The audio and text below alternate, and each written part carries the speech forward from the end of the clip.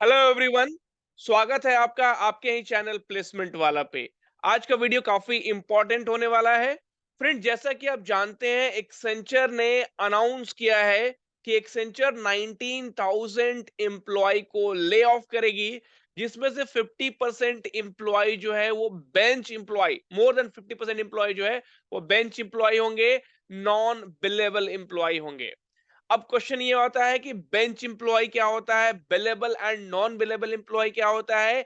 And जैसे ही Accenture ने ये अनाउंसमेंट किया, कॉग्निजेंट के एचआर भी एम्प्लॉय को रिजाइन करने के लिए बोल रहे हैं, जो कि बेंच पे है। और ये जो न्यूज है वो बीजेएस ग्रुप में डाला गया था, राइट। अब ओके, अब यहाँ पे समझते हैं कि बेंच एम्प्लॉय क्या होता है, billable and non billable employee क्या होता है, बेंच एम्प्लॉय कितने रिस्क पे है, बेंच एम्प्लॉय को क्या करना चाहिए, and TCS, Infosys, Cognizant, Capgemini, ये सारी जो mass recruiter service provider company है, क्या ये भी एम्प्लॉय को रिजाइन करने के लिए बोलेगी जो कि बेंच एम्प्लॉय है। तो ये सारी चीजें इस वीडियो में समझते हैं। वीडियो को आखिरी तक देखना। एंड अगर आप इस चैनल पर नए हो, चैनल को सब्सक्राइब कर लो, बेल आइकन दबा दो, ताकि सारे के सारे अपडेट आपको टाइम पे मिलते रहे। अब देखो, बेंच एम्प्लॉय, तो मान लो आपका सिलेक्शन जो है वो हो गया किसी कंपनी, इन्फोसिस में या टीसीएस में या सीटीएस में। ओके, टीसीएस की बात मैं यहाँ पे नहीं करूंगा, क्योंकि टीसीएस जो है एम्प्लॉय को कभी भी ले ऑफ नहीं करेगी, चाहे वो बेंच एम्प्लॉय हो या चाहे प्रोजेक्ट के एम्प्लॉय हो। तो टीसीएस की बात यहाँ से हटा देते हैं। इन्फोसिस, सीटीएस, विप्रो, ऐसे कंपनीज की हम लोग बात करते हैं।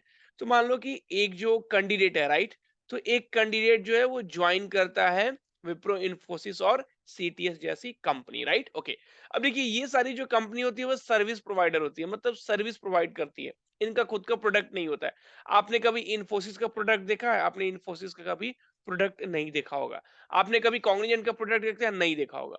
तो ये इन्फोसिस है या सीटीएस है, ये किसी और कंपनी का प्रोजेक्ट लेकर काम करती है। जैसे गूगल का कुछ काम ले लिया और गूगल के काम को करती है, अमेजोन के काम को ले लिया, अमेजोन के काम को करती है, राइट। ओके, अब देखो, आप एक जो कैंडिडेट है वो कंपनी ज्वाइन करता है, लेकिन विप्रो, इन्फोसिस, सीटीएस के पास किसी भी तरह का कोई क्लाइंट नहीं है, किसी भी तरह का कोई प्रोजेक्ट नहीं है, राइट। ओके, अब क्या होगा, ये जो एम्प्लॉय है वो कंपनी में जाके बस ऐसे ही बैठा रहेगा, इसके पास कोई काम नहीं होगा, राइट। लेकिन ये कंपनी इसको पे करेगी। मान लीजिए 3 लाख का ही पैकेज है, तो कंपनी 3 लाख रुपए सालाना आपको पे कर रही है, लेकिन कंपनी को कोई प्रॉफिट नहीं है, आप ऐसे ही बैठे हुए हो, क्योंकि कंपनी के पास कोई प्रोजेक्ट नहीं है।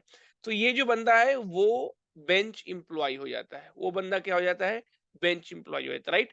अब देखो, एक बंदा और ज्वाइन किया, उसने कंपनी ज्वाइन किया, उसके पास एक गूगल का प्रोजेक्ट था, यहाँ पे इस बंदे को गूगल के प्रोजेक्ट में डाल दिया जाता है, राइट।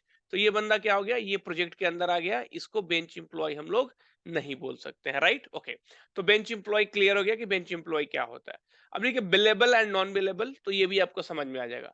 अब देखिए, ये जो बंदा है गूगल में, गूगल के प्रोजेक्ट के लिए काम कर रहा है, राइट। तो गूगल इस बंदे को पे करेगी, लेकिन डायरेक्टली नहीं, गूगल कंपनी को पे करेगी और कंपनी क्या है, इस बंदे को पे करेगी। तो ये बंदा क्या हो गया, बिलेबल है, मतलब गूगल जो क्या है इसका बिल कर रहा है, तो बिलेबल हो गया। एंड नॉन बिलेबल, ये बंदा जो बेंच पे बैठा हुआ है, राइट, तो इसकी तो कोई बिलिंग नहीं हो रही है, ना तो ये किसी प्रोजेक्ट में है, ना ही कोई कंपनी इसके लिए पैसा दे रही है। तो ये क्या हो गया, नॉन बिलेबल हो गया। ये भी क्लियर हो गया होगा। अब देखिए, बेंच एम्प्लॉय रिस्क पे है कि नहीं। अब देखो, अगर आपने कंपनी ज्वाइन किया 2 महीने, 3 महीने, 6 महीने बेंच, फिर भी सही है। लेकिन अगर आप 6 महीने से ज़्यादा बेंच पे हो, 1 साल से ज़्यादा बेंच पे हो, तो आपको भी ये लगेगा कि हाँ, कंपनी जो है आपको बैठा के पैसे दे रही है। और कंपनी कब तक आपको बैठा के पैसे दे सकती है? अगर आप घर पे हो, आपके जो पेरेंट्स हैं, कब तक आपको घर पे बैठा के खाना खिला सकते हैं, राइट? कब तक घर पे बिठा के आपको रख सकते हैं at a certain age, right? उसका कुछ लिमिट होगा कि हाँ, ठीक है, 18 साल के या 20 साल के आप हो गए, तब तक आपको पेरेंट्स आपको खिला रहे हैं, उसके बाद आपको काम करना ही करना है। सेम चीज़ कंपनी भी करेगी। अगर आपका 6 महीने से ज़्यादा या 1 साल से ज़्यादा, टीसीएस की बात मैं नहीं कर रहा हूँ। अगर आप प्रोजेक्ट में नहीं हो, अगर आप नॉन बिलेबल हो, तो डेफिनिटली आप रिस्क पे रहोगे। तो बेंच एम्प्लॉयी, अगर आप 6 महीने या 1 साल से ज़्यादा बेंच पे हो, तो आप रिस्क पे हो। आपको करना क्या चाहिए? देखो, सिंपल है। अगर कंपनी के अंदर प्रोजेक्ट मिलता है तो वेल एंड गुड। अगर आपको कंपनी के अंदर ही प्रोजेक्ट मिल जाती है, तो वेल एंड गुड। अगर आपको कंपनी के अंदर प्रोजेक्ट नहीं मिलता है, तो आपको स्विच मारना पड़ेगा। आप स्विच कैसे मार पाओगे? आपके पास कुछ स्किल्स होना चाहिए, राइट।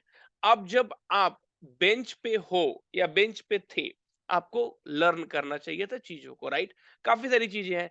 आप डेटा साइंस थोड़ा-सा पढ़ लो, मशीन लर्निंग थोड़ा-सा पढ़ लो, कुछ प्रोजेक्ट्स आप हैंड्स ऑन कर लो, कुछ वेब डेवलपमेंट आप हैंड्स ऑन कर लो। मतलब कुछ ना कुछ आपको हैंड्स ऑन एक्सपीरियंस होगा। उसके बाद आप रिज्यूमे में लिख सकते हो कि भाई हाँ, कि मेरे पास ये हैंड्स ऑन एक्सपीरियंस है वेब डेवलपमेंट का, मैंने ये वेब पेज डेवलप किया हुआ है, मैंने ये किया हुआ है, वो किया हुआ है। डेफिनिटली जब आप उस पे काम करोगे, आपको आइडियाज़ आएँगे, आपको एक्सपीरियंस आएँगे, राइट? तो जो भी बेंच एम्प्लॉयी हैं, इनको ये चीज़ें करनी चाहिए ताकि वो लोग आसानी से स्विच कर पाए किसी कंपनी में जहाँ पे प्रोजेक्ट है, राइट? ओके, कंपनी जो है एक्सपीरियंस लोगों को तभी उठाती है जब उनके पास प्रोजेक्ट होता है, क्योंकि वो एक्सपीरियंस बंदे को उठा के और तुरंत प्रोजेक्ट में डाल देती है। तो ये चीज़ें भी आपको यहाँ पे समझने की ज़रूरत है।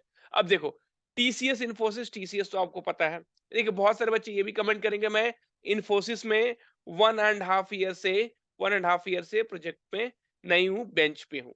तो ये कोई बहुत ही अच्छी बात नहीं है, राइट? एंड नाउ जब एक्सेंचर ने ये बताया कि हाँ 19,000 एम्प्लॉयी जो हैं वो ले ऑफ होंगे, कॉग्निजेंट ने फिर बताया कि हाँ कुछ एम्प्लॉइज़ को वो लोग बोल रहे हैं कि भाई रिज़ाइन करो, काफ़ी टाइम से तुम बेंच पे बैठे हुए हो। तो ये सारी कंपनी भी कर सकती है, राइट? ये सारी कंपनी भी कर सकती है क्योंकि अब तो ये सारी चीज़ें ओपन हो रही है, राइट? ये पब्लिक प्लेटफ़ॉर्म पे हो रही है। एक्सेंचर ने सीधा बोला, राइट? आप गूगल पे भी सर्च करोगे, यहाँ पे अगर आप गूगल पे सर्च करोगे, डालोगे तो यहाँ पे आपको आएगा एक्सेंचर के नाम से, Accenture will lay off 19,000 employee, तो आपको यहाँ पे सीधा का सीधा आ जाएगा, right? Accenture is firing 19,000 employee, okay. तो यहाँ पे सीधा का सीधा आपको सारा का सारा क्या है, न्यूज आपको पब्लिक में है। तो डेफिनेटली जब ये पब्लिक में है तो ये सारी कंपनी भी कर सकती है। इसलिए आपको सावधान होने की जरूरत है, सतर्क होने की जरूरत है, आपको एक स्टेप लेने की जरूरत है। एंड आपको घबराना नहीं है, क्योंकि अगर आप घबरा जाओगे तो फिर चीजें वहां से खराब होना स्टार्ट हो जाता है, राइट?